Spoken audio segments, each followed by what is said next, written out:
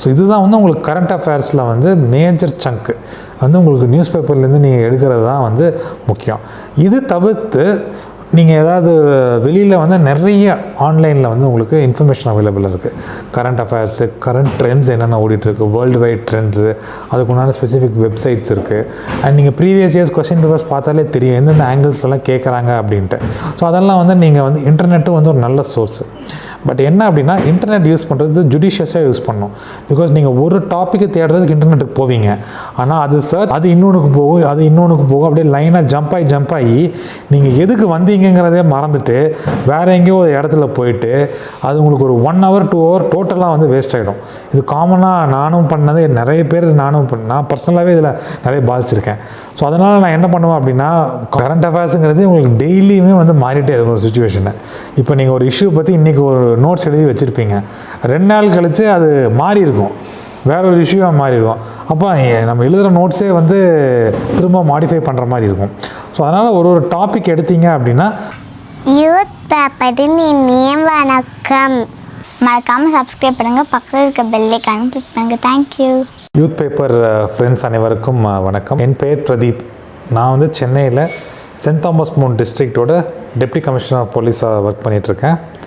நான் வந்து 2017 batch Indian police service officer.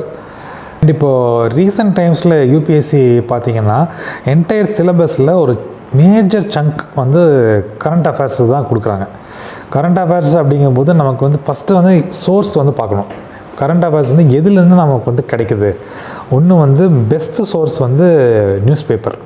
Because நீங்கள் டிவி சேனல்ஸ் பார்த்தீங்க அப்படின்னா நிறைய வந்து மீடியா வந்து ஒரு பயஸ்டாக இருக்கலாம். அப்போது வந்து உங்களுக்கு அந்த வியூ வந்து உங்களுக்கு ஒரு பேலன்ஸ்டு வியூ வந்து கிடைக்காது. ஸோ நியூஸ் பேப்பர்ஸில் வந்து டெஃபினட்டாக வந்து ஒரு நியூஸ் பேப்பரை வந்து படிங்கன்னு நான் வந்து சொல்ல மாட்டேன். ஒரு 2-3 நியூஸ் பேப்பர் நீங்கள் வச்சுக்கணும் எப்போவுமே. ஸோ ப்ரிப்பரேஷன் பண்ணும்போது எல்லாமே ஒரு 2-3 நியூஸ் பேப்பர்ஸ் வாங்குகிற பழக்கம் வச்சுக்கோங்க. வச்சுட்டு அதில் வந்து எஸ்பெஷலி வந்து இந்த எடிட்டோரியல் உங்களுக்கு இருக்கும்.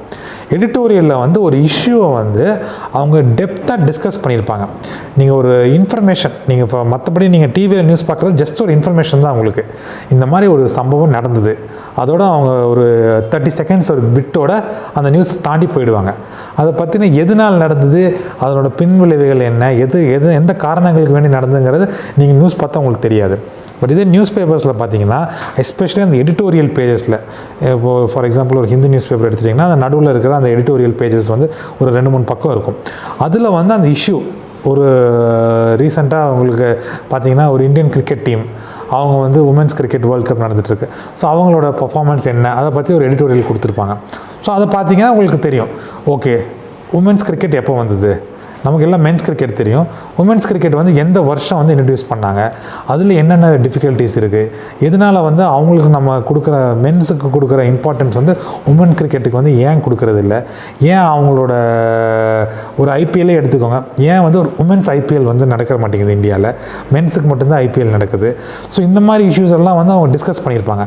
அப்படி பண்ணும்போது உங்களுக்கு ஒரு ப்ராடர் பெர்ஸ்பெக்டிவ் வரும். ஒரு நேரோவாக திங்க் பண்ணுறதை விட்டுட்டு ஒரு ப்ராடராக வரும்.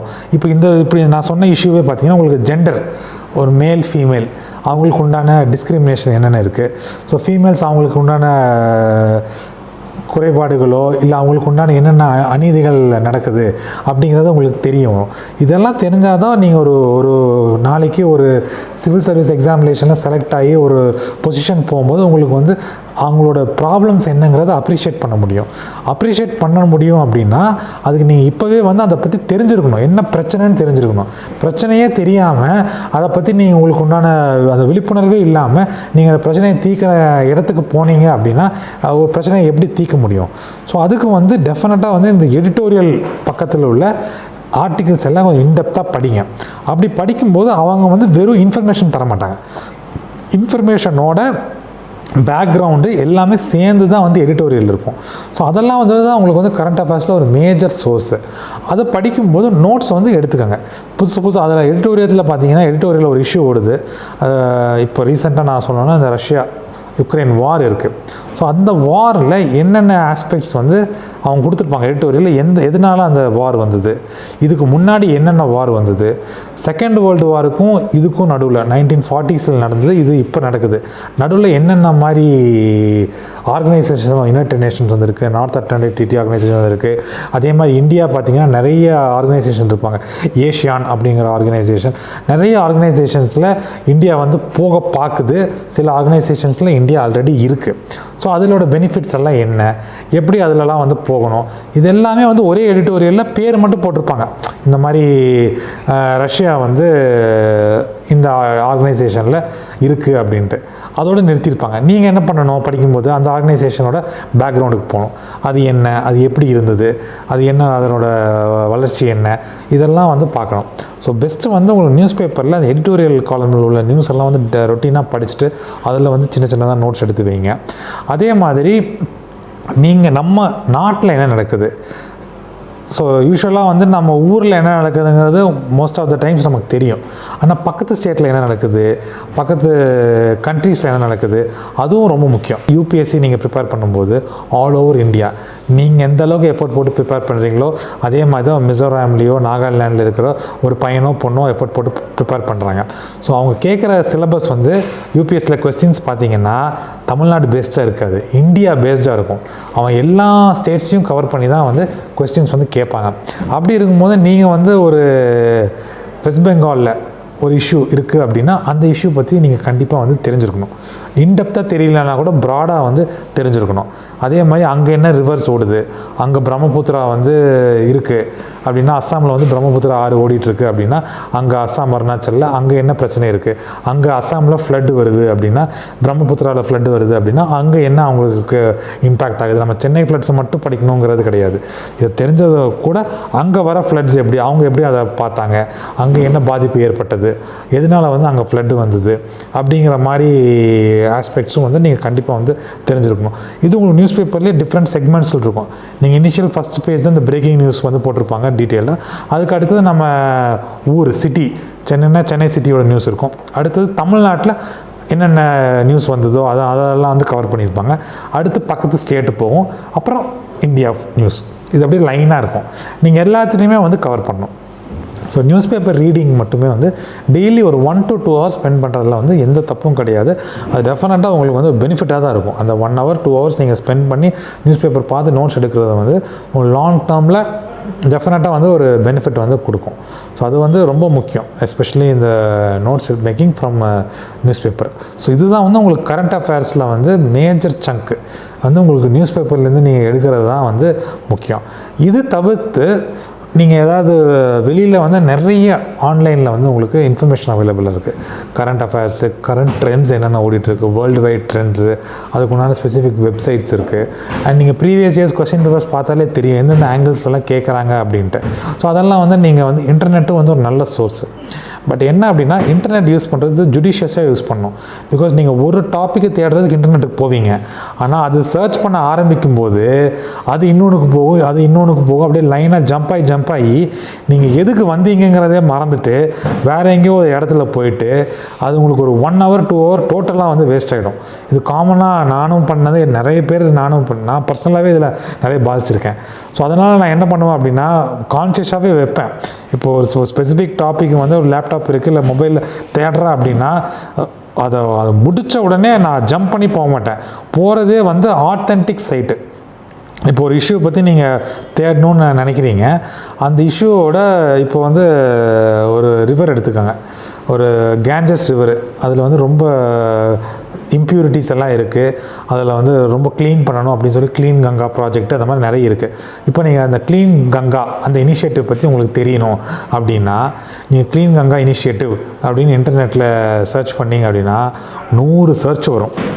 ஸோ அப்போ நீங்கள் அதை ஒன்று போய் பார்த்தீங்க அப்படின்னா டைம் வேஸ்ட் ஆகிடும். பெஸ்ட்டு வந்து அதுலேயே வந்து எது வந்து கவர்மெண்ட் வெப்சைட் இருக்குது அப்படிங்கிறத பாருங்கள். இந்த க்ளீன் கங்கா இனிஷியேட்டிவ் அப்படின்னு போனீங்க அப்படின்னா இந்த கவர்மெண்ட் வெப்சைட் நீங்கள் ஈஸியாகவே கண்டுபிடிச்சிடலாம். நீங்கள் இன்டர்நெட்டில் போய் பார்த்தீங்கன்னா .org இல்லை .gov அப்படிங்கிற வெப் அட்ரஸ் தான் இருக்கும். அப்படி இருக்கும்போது நீங்கள் அதை போய் கிளிக் பண்ணிங்கன்னா அது ஆத்தென்டிக் கவர்மெண்ட் வெப்சைட்டு. அதிலே போனீங்கன்னா உங்களுக்கு அதை பற்றின இன்ஃபர்மேஷன் வரும். நீங்கள் தேவையில்லாமல் ஒரு விக்கிபீடியாலேயோ இல்லை வேறு அதர் சோர்ஸஸில் போனீங்க அப்படின்னா ஒன்றுக்கு ஒன்று டைவர்ட் ஆகிட்டே போகும். அப்போ உங்களுக்கு டோட்டலாக டிவைட் ஆகும். ஸோ ஒரு இன்ஃபர்மேஷன் பற்றி தெரியணும் அப்படின்னா இன்டர்நெட்டில் சர்ச் பண்ணணும்னு விரும்பிங்கன்னா ஆத்தென்டிக் அஃபிஷியல் வெப்சைட்டில் போய் சர்ச் பண்ணணும். அதில் உங்களுக்கு இன்ஃபர்மேஷன் ஈஸியாக கிடைக்கும், கன்சைஸாக கிடைக்கும். ஸோ அதை ஃபாலோ பண்ணுங்கள். அதில் இல்லாத பட்சத்தில் தான் நம்ம இதுக்கு போகணும். இதுக்கு போனாலும் கிளியராக நீங்கள் மைண்டில் வச்சுக்கணும். ஒன்ஸ் டிவியேட் ஆகிற மாதிரி தெரிஞ்சாலும் இமீடியட்டாக அதை க்ளோஸ் பண்ணிவிட்டு நம்ம பேக் டு என்ன படிக்க வந்தோமோ அதுக்கு வந்துடணும். அதே இதில் நீங்கள் கண்டினியூ ஆகிட்டே போனீங்கன்னா டெஃபினட்டாக அது ஒரு டைம் வேஸ்ட்டாக தான் அமையும். கரண்ட் அஃபேர்ஸுங்கிறது உங்களுக்கு டெய்லியுமே மாறிட்டே இருக்கும் ஒரு சுச்சுவேஷனை. இப்போ நீங்கள் ஒரு இஷ்யூ பற்றி இன்றைக்கி ஒரு நோட்ஸ் எழுதி வச்சுருப்பீங்க, 2 நாள் கழித்து அது மாறி இருக்கும், வேற ஒரு இஷ்யூவாக மாறி இருக்கும். அப்போ நம்ம எழுதுகிற நோட்ஸே திரும்ப மாடிஃபை பண்ணுற மாதிரி இருக்கும். ஸோ அதனால் ஒரு டாபிக் எடுத்தீங்க அப்படின்னா அதுக்குன்னு உண்டான ஒரு அலோகேஷன் ஒரு பேஜில் எழுதிங்கன்னா அதுக்குன்னு ஒரு அலோகேஷன் விட்டுருங்க. இப்போது ஒரு என்விரான்மெண்ட்டை பற்றி நீங்கள் கரண்ட் அஃபேர்ஸ் நோட் பண்ணுறீங்க அப்படின்னா என்விரான்மெண்ட் அப்படின்னு போட்டு ஒரு நோட்டில் ஒரு 2-3 பேஜை நீங்கள் விட்டுடலாம். அதை பற்றினா நீங்கள் நோட்ஸ் எழுதலாம். அப்புறம் ஒரு 2-3 நாள் கழித்து அப்போ ஒரு இனிஷியலாக இன்றைக்கி பார்க்குறீங்க, கரண்ட்டில் ஒரு என்விரான்மெண்ட் சம்மந்தமாக ஒரு நியூஸ் ஓடிட்டுருக்கு அப்படின்னா நீங்கள் நோட் பண்ணி வச்சுக்குவீங்க. ஸோ ஒரு 4-5 நாள் கழித்து அதே நியூஸ் கொஞ்சம் வேறு மாதிரி மாறலாம். இல்லை அந்த இஷ்யூ சார்ட் அவுட் ஆகலாம்.